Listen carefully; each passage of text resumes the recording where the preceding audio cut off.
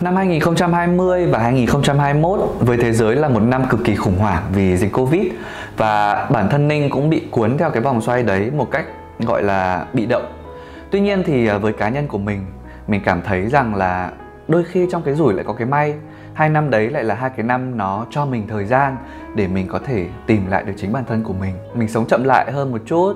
Mình chính thức trở thành đạo diễn cho bộ phim của cuộc đời mình. Không còn phải chạy theo người nọ người kia, phải dĩ hòa vi quý, phải làm như thế nào cả. Mình sống theo mục đích của mình. Và khi mình tìm được mục đích đấy rồi thì thực sự mình cảm thấy là một thời gian tuyệt vời.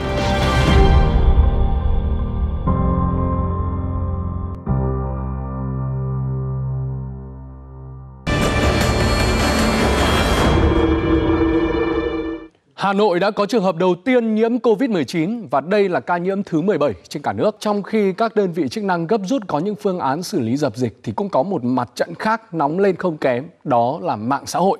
Những thông tin về ca nhiễm Covid-19 thứ 17 được chia sẻ một cách nhanh chóng. Thế nhưng không ít trong số đó là những thông tin giả, không chính xác. Thông tin giả đó là cô gái 23 tuổi đó đã tới khai trương một thương hiệu thời trang lớn tại đường Phạm Ngọc Thạch, Hà Nội vào ngày 5 tháng 3 vừa qua, nơi tập trung nhiều người, trong đó có cả những nghệ sĩ nổi tiếng. Nhiều nghệ sĩ cũng đã lên tiếng để khẳng định thông tin trên là sai để trấn an dư luận. Tuy nhiên thì lượt chia sẻ chóng mặt của những thông tin này cũng đã phần nào gây hoang mang tâm lý cho người dân. Không biết là mọi người có nhớ về cái bệnh nhân Covid thứ 17 không? Thực sự với cá nhân của Ninh nó là một đêm cực kỳ kinh hoàng. Nó dài như cả một thế kỷ vì toàn bộ dư luận đổ dồn về mình và bạn của mình. Bạn của mình không phải bệnh nhân thứ 17, câu chuyện đấy mọi người biết rồi đúng không? Và áp lực từ dư luận như thế nào nên cũng không nói nữa. Nhưng mà không biết cái thời điểm đấy có phải là đúng lúc cá gặp nước không, nhưng mà tự dưng tên tuổi của mình qua cái chuyện đó nó được lan truyền đi khắp mọi mặt trận truyền thông, từ TV, báo chí đến hội nhóm, đến tin nhắn của tất cả rất nhiều người. Và cộng thêm với cái việc là Hà Nội giãn cách nữa, mọi người không có gì để xem cả, lên xem YouTube. Và Ninh làm rất là nhiều cái content hay ho và thú vị ở nhà. Thì đấy là thời điểm mà Ninh nghĩ không biết nên vui hay buồn, nhưng nó tốt với bản thân của mình. Cảm giác làm sao? Cảm giác là em thiếu nước. Em cứ trộn hết lên đi đã. Em cho 2/3 nước vào rồi đúng không? Hãy làm cho anh tự hào. Chứ đừng làm cho anh tự ti. Trong mấy clip Ninh xem ý, chúng ta sẽ phải đánh đến khi nào nó bông, nó cứng như kem, như kem trứng đó thì mới được. Ui dồi, các bạn nhìn này, tay bên này đang bình thường, tay bên này gân ghiếc nổi loạn hết cả.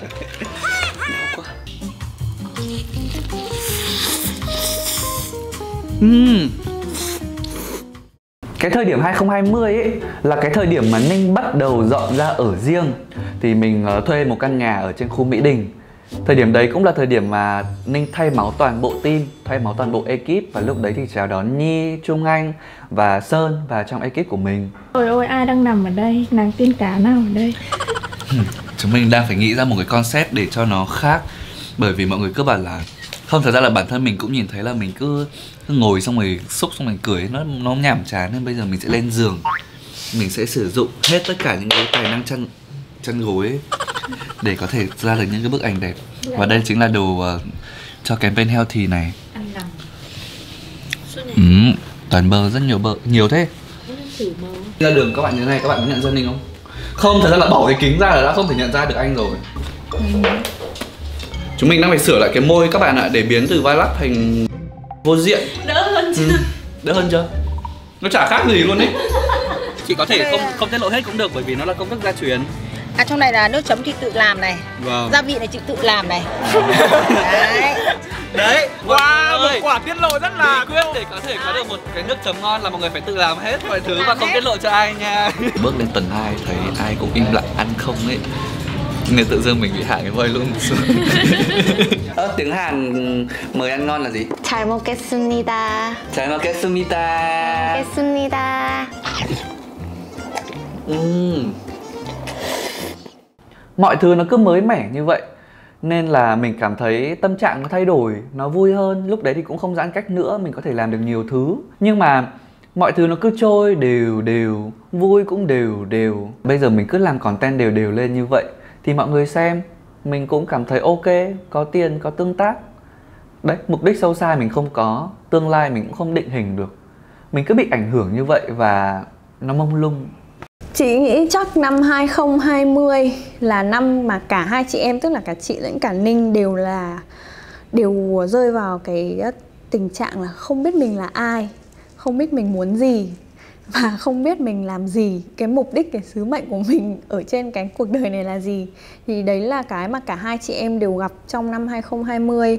Chính vì thế mới cùng rủ nhau đi học một khóa học rất là đặc biệt ở trong Sài Gòn.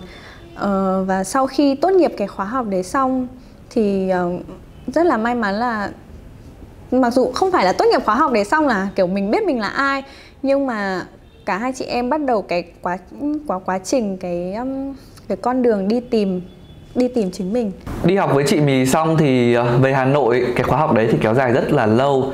Tuy nhiên thì đến cái thời điểm cuối năm 2021 thì mình lại tiếp tục chuyển nhà vì lý do tâm linh. Mình chơi hệ tâm linh mọi người ạ. Snow is falling down. I've been longing for this Christmas when everyone's around to share this holiday. Yes, it's a time of happiness, a time of joy, but now this year is twice as special 'cause I'm hoping for us to fall in love in this winter wonderland. Chuyển sang một căn nhà mới, mình đã tưởng rằng là mình đến một cái nơi mà nó thực sự hợp với mình hơn, rồi mình đầu tư nhiều hơn, lúc đấy ekip đã bắt đầu vào guồng rồi thì mọi thứ sẽ tốt hơn. Nhưng không, sang đến năm 2021 thì tình hình dịch nó quay trở lại một cách nghiêm trọng hơn. Chưa bao giờ Hà Nội giãn cách đến tận 3 tháng như vậy. Nên nhớ là 3 tháng như vậy. Mọi cái sự việc nó xảy đến lúc đấy rồi thì những cái vấn đề mới mình không thể nào mà kiểm soát được. Và lúc đấy mình bắt đầu bị rối. Con Covid này quá mệt mỏi rồi. Phải nói thật là năm 2020, năm 2021 là một năm cực kỳ khó khăn đối với Ninh. Không phải là vì tài chính gặp khó khăn hay là không có khách hàng book, mà là vì thực sự là cái chuyện sáng tạo content trong một cái ở nhà sáng tạo content nó là rất là khó khăn rồi. Thì Ninh cũng bắt đầu chia sẻ với chị là em bị bí cái này, em không biết là em phải phát triển content của em theo hướng nào nữa, vì rồi tương tác xuống rồi các bạn cảm giác như là khán giả không thích xem video của em nữa. Mà hơn nữa thì trong năm 2020, 2021 thì cái thị trường YouTube nó cũng bắt đầu sôi động hơn, cũng có nhiều đối thủ cạnh tranh hơn. Mà Ninh lại làm cái này cũng đã từ lâu rồi, nên là Ninh rất là đau đầu với việc mà làm thế nào để đổi mới kênh YouTube của mình và phát triển nó trong nhiều năm tiếp theo. Đợt đấy thì giãn cách khá là lâu. Mình ở trong 4 cái bức tường đấy phải gọi là rất chán luôn ý mọi người. Chỉ có lên nhà xong xuống đi siêu thị xong lại lên nhà. Lần này thì cũng không may mắn như trước. Mọi người cũng đã trải qua một vài những cái đợt giãn cách nhỏ hơn và kiểu có thứ để làm tại nhà rồi, không chỉ là cắm mặt vào trên YouTube nữa. Và YouTube đợt đấy rất nhiều các KOL ở các mảng khác cũng nhảy sang nấu nướng, chế biến, ăn uống, nói chung là chạm content của nhau. Nên rằng là không may mắn cho Ninh. Thời điểm đấy YouTube tương tác nó đi ngang và thậm chí là nó tụt dốc. Thì mình cũng buồn chứ, mình cũng nản. Xong rồi mình có tự nói với bản thân là hay là mình nghỉ cái thời gian này đi, mình đừng gồng nữa, gồng cả năm, gồng suốt cả đợt vừa rồi rất mệt rồi. Mình thả trôi, cũng giống như nhiều bạn, mình cũng nằm dài trên ghế sofa, mình cày Netflix, cày K-drama các thứ. Nhưng mà đến một thời gian mình cảm thấy tự dưng kiểu mình không để não hoạt động ấy, mình cứ xem mà mình cứ thả trôi như vậy. Nên là không được rồi. Nếu mà cứ như vậy thì mình quá ỷ ạch luôn vào. Sau này khi quay trở lại guồng công việc mình không quay trở lại được. Mình có lên tâm sự với chị Mì hàng xóm. Thì hai chị em có nói chuyện với nhau và mình quyết định là mình phải tranh thủ cái thời gian này, lấy cảm hứng từ những cái gì mà mình thực sự thích.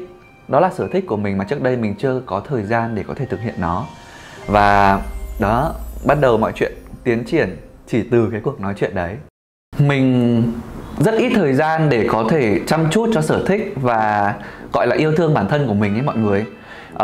Nhân vật trong câu chuyện này chính là một chàng trai mà trước đây đã từng rất thích vẽ, rất thích chăm cây, rất thích dọn dẹp nhà cửa. Nhưng mà suốt ngày bận bịu nên cái việc dọn dẹp nhà cửa phải dành cho chị giúp việc. Rồi thì chăm cây, gối các thứ không có thời gian rồi nó cũng chết.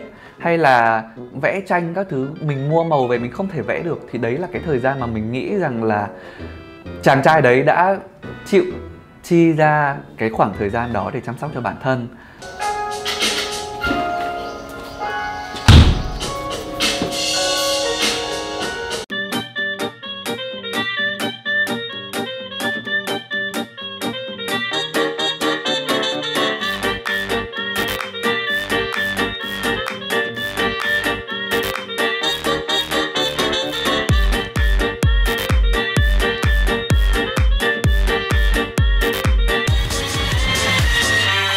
Và cái thứ hai đó chính là có một điều Ninh rất thích làm nhưng mà vì dịch nên là rất là khó để thực hiện. Đó chính là những cái hoạt động mà kiểu vì cộng đồng. Trước đây thì khi mà tổ chức những cái buổi event mà mình đã từng chia sẻ ấy, thì mình thường trích ra một cái khoản để làm từ thiện. Nhiều người sẽ không biết và Ninh cũng không hay chia sẻ. Và cái đợt dịch cũng vậy, mình ngay khi mà mình biết là có một cái app mình có thể giúp mọi người thì mình lại bắt đầu làm. Mình đi xuống siêu thị, mình mua đồ rồi mình gửi cho mọi người và nhận lại được những cái lời cảm ơn ấy. Thì mình cảm thấy rằng là mình vẫn có giá trị. Không phải là mình làm content cho mình, không phải mình sống cho mỗi mình, mà cái thời điểm đấy mình có thể giúp đỡ cho mọi người. Thì đấy là một cái mà mình cảm thấy rằng là mình có ý nghĩa. Và cũng lại là một cái nguồn cảm hứng nữa để mình cảm thấy mình có thể tự tin vào bản thân và follow theo một cái mục đích mới. Dạ, alo ạ, chào bạn. Mình là Nhi, trợ lý của anh Ninh Tito ấy. Bên quán mình đang đăng ký tham gia chiến dịch Ninh Supporting đúng không ạ? Chiến dịch Ninh Supporting. Bên mình đăng ký tham gia chiến dịch Ninh Supporting đúng không ạ? Xin chào các bạn đang quay trở lại với channel Ninh Tito. Mở đầu clip vừa rồi chắc hẳn các bạn đang rất thắc mắc tại sao không hiểu Ninh Supporting là cái gì. Ngày hôm nay mình sẽ quay clip cho các bạn về cái chủ đề này. Thực sự Ninh Supporting là tên một cái chiến dịch mà Ninh cùng với cả team của mình vừa thực hiện xong, với cái mục đích là hỗ trợ các quán ăn trong mùa dịch. Tình hình diễn biến dịch ngoài kia rất phức tạp và Ninh nghĩ là với một food blogger có nhiều nền tảng như là YouTube, Facebook, Instagram, TikTok rồi các group ở trên Facebook nữa thì chắc chắn là mình có thể giúp sức cho các quán một phần nào đấy. Mình luôn quan niệm cho đi là nhận lại. Chính vì vậy mà mình cùng với các bạn trong team đã cùng nhau đồng hành và thực hiện cái chiến dịch này. Toàn bộ chi phí ở các quán khi mà đăng bài trên kênh của Ninh đều là free hết. Nhưng không phải là quán nào Ninh cũng đăng. Ninh sẽ có một cái danh sách các quán đăng ký vào đấy. Ninh và các bạn sẽ cùng chọn quán. Mỗi ngày nhận đồ khoảng 2 quán. Và sau đó thì chúng mình sẽ review lại xem là quán đấy ăn có thực sự ngon không. Nếu quán đấy ngon hoặc là gần đạt đến độ ngon rồi chỉ có một chút vấn đề nào đấy thì chúng mình sẽ đăng bài. Đăng lên đâu sẽ là quyền quyết định của mình và mình sẽ thông báo lại cho các quán là mình sẽ đăng lên đâu. Còn thực sự quán nào không ngon thì hoặc là không đạt tiêu chuẩn hoặc là dịch vụ ship có vấn đề thì chắc chắn là mình sẽ phản hồi lại với quán đó và không đăng bài. Cái chi phí duy nhất mà các quán phải chi cho mình trong cái chiến dịch này đó chính là chi phí toàn bộ cái đồ ăn mà họ gửi đến. Đó, chỉ có thế thôi. Ninh tin rằng là với cái việc mà support một phần nào đấy từ công sức của Ninh thì các quán ngon sẽ đến gần được hơn với cả khách hàng. Và biết đâu đấy sau dịch thì các quán đấy sẽ lại càng phát triển hơn thì mình rất là vui. Đồng hành với Ninh hơn 2 năm và trong cái quá trình mà chúng ta cùng xây dựng và làm kết nối với nhau để làm cái kênh YouTube này thì cũng gặp khá nhiều thử thách và chông gai. Cả một năm 2021 vừa rồi là một năm mà sự thay đổi về nội dung ở trên YouTube nó rất là mạnh mẽ và có thể nhận thấy ngay là những cái nội dung content của mình cũng đã phải chỉnh sửa để cho nó phù hợp với lại cả cái tình trạng dịch bệnh ở Việt Nam. Nói chung là những cái content mà cả hai bên thì đều đau đầu phải suy nghĩ ra làm thế nào mà vừa có thể cân đối được giữa nội dung thật là hay, vừa có thể cân đối giữa việc là cho các bạn viewer của mình không bị quá nhàm chán. Và Linh đã phải làm hết sức vất vả. Bún đậu. Đúng rồi ôi. Ngon không? Ngon quá. Anh chưa ăn đây bao giờ đúng không? Chưa. Một cái slide này nó đã to bằng mặt mình rồi ấy mọi người. Ok. Cheers. Cheers. Cheers. Toàn bộ đồ để cắm trại đây mọi người ạ.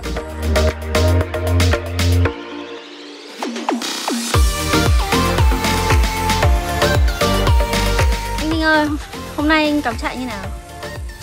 Đây là lần đúng rồi, anh vừa mới cởi ra xong. Hôm nay anh thấy khá là vui. Tại vì thật ra cái quan trọng là mình được ra ngoài ấy, nên là mình cảm thấy vui và thấy rất là vui. Ok. Còn cảm xúc gì khác ngoài vui à? Anh cảm thấy háo hức và đói. Em cũng đói.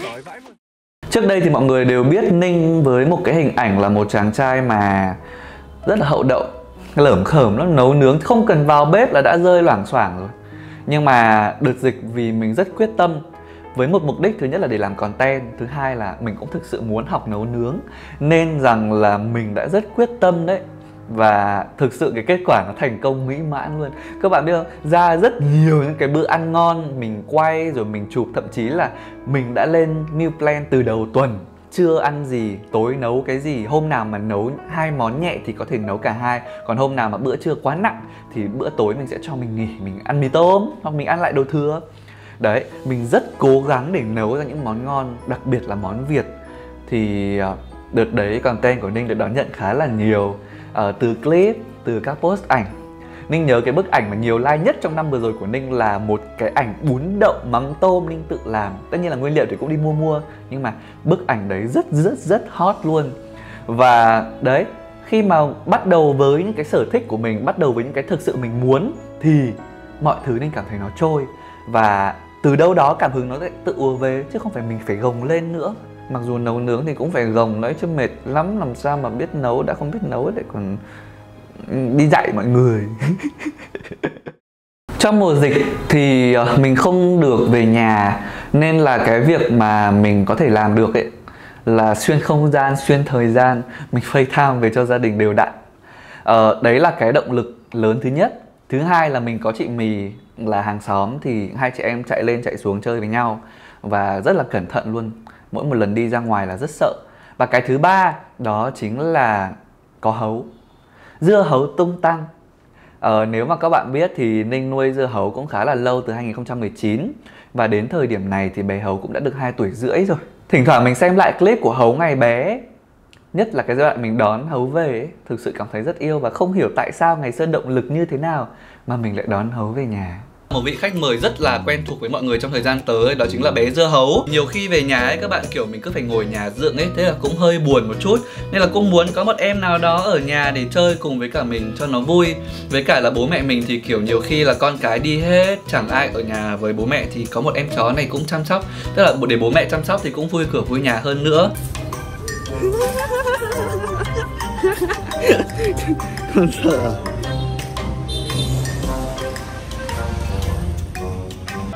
Hôm nay mới thấy cười, chưa bao giờ ở nhà thấy cười hết, buồn thật sự. Không biết ngày xưa có phải là mình chọn đúng bạn không mà hấu càng lớn càng xinh, càng duyên dáng và ngoan nữa, không cắn đồ như ngày xưa, rồi đi vệ sinh đúng chỗ. Và quan trọng là hấu là một cái bé mà rất giống tính bố nó nhé, đó chính là rất là thích ôm ấp, rất là thích gần gũi với nhau. Nên là hai bố con suốt đợt dịch á, Ninh có ngồi làm việc thì nó ngồi lên đùi, còn nếu mà Ninh nằm thì nó cũng nằm và nó quay lung tung như một đứa trẻ con. Vui, rất vui luôn. Nếu mà không có hấu thì mình cảm thấy những cái ngày đấy thực sự rất là cô đơn đấy. Thông qua một con vật như vậy, một em bé như vậy, mình coi là em bé, thì mình cảm thấy là cái trách nhiệm của mình nó cũng lớn hơn rất là nhiều. Bản thân mình trưởng thành hơn và có trách nhiệm. Đấy là những cái mà Ninh nghĩ rằng là mình đang tập dượt để sau này nhỡ mình có con ấy mà, thì mình có thể chăm sóc bé một cách thật là chu đáo. Đương nhiên người với chó thì nó sẽ khác nhau, nhưng mà trách nhiệm nó vun đắp dần dần. Thì Ninh nghĩ rằng đây là một quyết định đúng đắn. Và rất là cảm ơn dưa hấu tung tăng nhá. Không biết con có nghe được cái đoạn này không? Đến bây giờ khi mà nhìn lại năm 2020 và 2021, nhiều người sẽ nghĩ rằng là ông này đang bị giảm tương tác rồi, không ai xem nữa rồi. Nhưng mà bản thân của mình cảm thấy mình đã thay đổi rất nhiều trong suy nghĩ, trong những cái mục đích, cái cách mình đặt mục đích cho cuộc sống. Mình đã biết chấp nhận hơn, mình chấp nhận cái chuyện là giảm tần suất clip, giảm tiền quảng cáo để mình tìm lại cảm hứng cho chính bản thân của mình. Đó là cái điều mà ngày xưa rất là khó để mình làm nhé. Mình cứ gồng suốt, mà càng gồng mình lại càng phải diễn. Đấy là cái thành công mà mình nghĩ rằng mình đã chấp nhận được. Và cái thứ hai đó chính là mình chấp nhận có thể thay đổi nhân sự, training lại từ đầu. Bởi vì cái thời điểm mà Ninh mới là thành lập Ninh Tito Media, mục đích nó khác. Bây giờ Ninh Tito Media có một mục đích khác và các bạn ấy có thể không phù hợp nữa. Hoặc do cách mình quản lý, mình cũng đã từng chia sẻ trong tập trước rồi. Thì mình chấp nhận thay đổi để nó đúng hướng. Đấy là cái điều mà mình nghĩ rằng là đã nhận ra thì phải thực hiện. Và suy cho cùng ấy, thì như lúc đầu clip Ninh có nói, nên là đạo diễn cho bộ phim về chính cuộc đời của mình. Đoạn này nghe hơi văn vở, nhưng mà thực sự nếu các bạn cứ làm phim theo ý kiến của khán giả, cứ sống theo phán xét của mọi người, thì rốt cuộc nó cũng là đẽo cày giữa đường thôi. Cuộc đời của mình mà, mình sống cho người khác để làm gì, trong khi rồi một ngày họ sẽ quên mình thôi. Và nhìn lại chỉ có mỗi mình trong cuộc đời, trong bộ phim đấy. Và một bộ phim thì nó có rất là nhiều tập. Ninh đã trải qua những cái tập thăng, có những cái tập rất trầm, và có những cái tập mà đánh dấu mốc cho sự trưởng thành. Nên là mình cảm thấy thực sự vui đấy. Thực sự vui vì bây giờ mình đã thay đổi, ngồi đây mình đã có thể khẳng định với mọi người mình đã trưởng thành hơn. Không còn là Ninh của những cái ngày xưa không biết kiểm soát bản thân, hay là để bản thân bị trôi theo những cái luồng ý kiến khác. Đó, mình nghĩ 2021 thực sự là một năm mà đáng nhớ. Nó đủ để mình có thể hạ thấp những cái kỳ vọng cũ và mở ra được một cái con đường mới. Không biết các bạn có biết không? Đó chính là nếm. Nó lại bắt đầu một cái cuộc hành trình, mình đặt một cái niềm tin vào một cái gì đấy trong tương lai. Nó hơi bấp bênh, nó sẽ nhiều thử thách, nhưng mà mình đã quyết. Và nếm sẽ là chủ đề mà mình chia sẻ trong tập sau.